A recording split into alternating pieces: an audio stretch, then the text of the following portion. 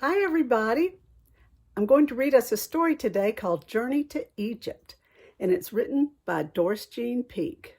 That's my mom, and she wrote this story, and it's based on a legend, which is an old story about a spider's web and about Mary and Joseph and Jesus traveling to Egypt before they went back to Nazareth. And this took place right after Jesus was born. So here's the story, Journey to Egypt.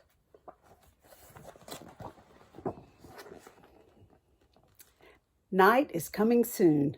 A full moon drops a soft glow over the small village of Bethlehem in Judea. Joseph of Nazareth watches and listens from the stable behind an inn that until yesterday overflowed with travelers. Now they are gone. The inn is quiet. The innkeeper probably preparing at last to sleep through the night. A little girl answers her mother's call to come inside. Merchants close their booths and bid each other farewell until tomorrow. Sleepy Bethlehem is settling back to normal.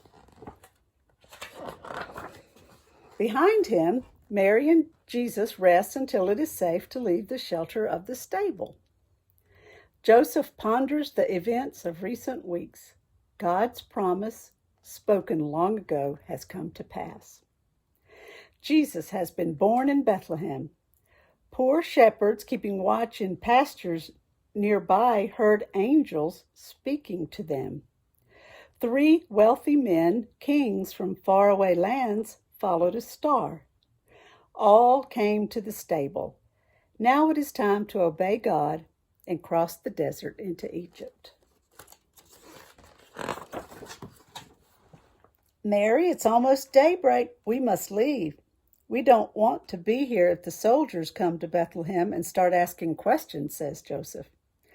Mary hands the bundle holding their belongings to Joseph and drapes her warm cloak across her shoulders. She turns to the manger and gazes at her small son. See how he sleeps, Joseph? Pray the journey will not be too hard for one so young. Joseph takes Mary's small, gentle hands into his large, strong ones and helps her step onto the mounting stone. When she is seated safely on the back of their donkey, he lifts Jesus into her waiting arms. He tugs on the rope tied around the animal's neck. And you, Mary, you must not tire. You have given birth. Many visitors have come, and now God is sending us on a long journey. My prayer is for you also, Joseph answers. At Joseph's urging, the donkey moves forward, trampling over loose straw on the floor of the stable. Soft moonlight outlines the path that will lead to one of the roads outside Bethlehem. Roads so dusty and narrow that few people ever travel them. As they make their way out of Bethlehem, Joseph looks north toward Jerusalem.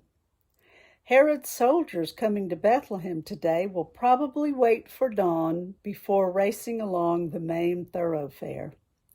All is well. Joseph doesn't see any movement in the distance. Walking by the donkey's side, close to Mary, Joseph holds tightly to the rope and pats the animal from time to time. The angel from God in Joseph's dream said to take Mary and Jesus, flee to Egypt, and stay there until the death of Herod. Traveling with haste would shorten the time of their trip, but Joseph does not want to risk stumbling on hidden rocks. Joseph is obeying God. In a few hours, a bright sun chases away the cool protection of moonlight. Joseph finds shade under an outcropping of desert rocks and rolls out a mat so Mary can rest. Sitting beside her, he listens to her soothing words comforting the baby, now wide awake and looking around. Joseph unpacks dates, bread, and goat's milk for their first meal. While they are eating, he keeps his eyes on the horizon. Roman soldiers sent to Bethlehem from Jerusalem will hear stories about the bright star and the three kings, but they will not find the Christ child Herod is seeking. They will search in the barren countryside around Bethlehem. Any clouds of dust stirred up by Roman horses will be a signal to move on quickly. Mary, if you feel strong enough, we can cover a few more miles before dark. I'm ready. Jesus is sleeping again. Then let's be on our way. As they move along, Joseph's thoughts are troubling. Roman soldiers from Jerusalem might be on one of the many trade routes. He must find shelter soon. The setting sun guides them to a mountainous area where several roads cross. Where there are mountains, there are usually caves, Joseph says. Rest a moment while I look. A short distance away, at the base of the mountains, Joseph notices several large rocks leaning against each other. Stooping down, he finds a narrow passage just wide enough for him to slip through. A cave. A shelter for weary travelers. The floor has been worn smooth. Broken clay pots have been cast aside. He returns to Mary and Jesus. I found a cave. Others have been here before us, but maybe tonight will be the only ones. We can sleep for a few hours. Joseph directs Mary to the cave opening. Heeding Joseph's nudges, their donkey moves to the back of the cave. Joseph gives him food and water. He prepares a place for Mary and Jesus to lie down and covers them with blankets.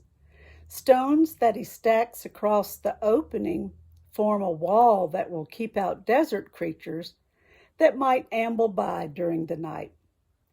A long shadow wraps around the entrance to the cave. Joseph steps over the wall to the inside, adds a few more stones, and sits down on the hard ground.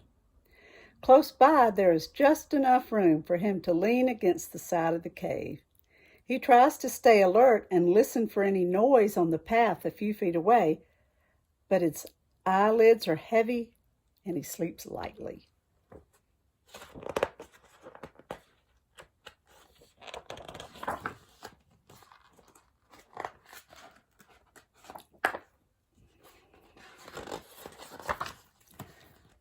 Startled awake, he is unsure for a moment that the sounds he hears are not part of a dream.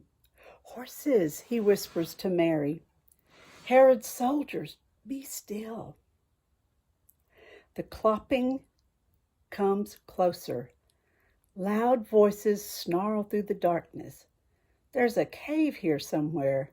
I remember hiding from my dumb brothers when I lived around here. Another voice barks. You haven't lived here for years. You've been in Jerusalem so long, you've probably forgotten anything you ever knew about this place. Be quiet and think. If they did come this way, where are they?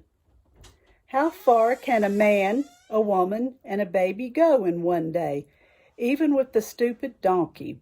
Besides, this is the only place around here they could be. The scratching of the hoofs is louder. Joseph dares not move. He peers through the darkness, his heart racing. He hears the Roman soldier dismount and start walking toward them. His throat tightens. Another step or two, and the soldier will be close enough to see the cave. The sounds of footsteps stops. Joseph knows the soldier's piercing eyes are going over every inch of the rocks in the pale moonlight. Nothing. His voice says angry words into the darkness. Wait, what is this? Did you find something? The second soldier's footsteps crunch closer. This is the place I remember, all right, but look at that. Nobody's gone through there for days, I'm sure of that. Then come on, we're wasting time. Who cares if there's a new king? He's a baby, just been born. Herod's the only king we'll ever know. Come on.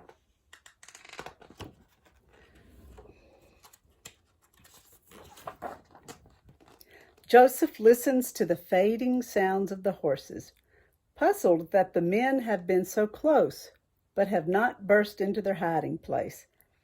What stopped them? They're gone. He hugs Mary and the baby, holding them. Oh, okay. Almost.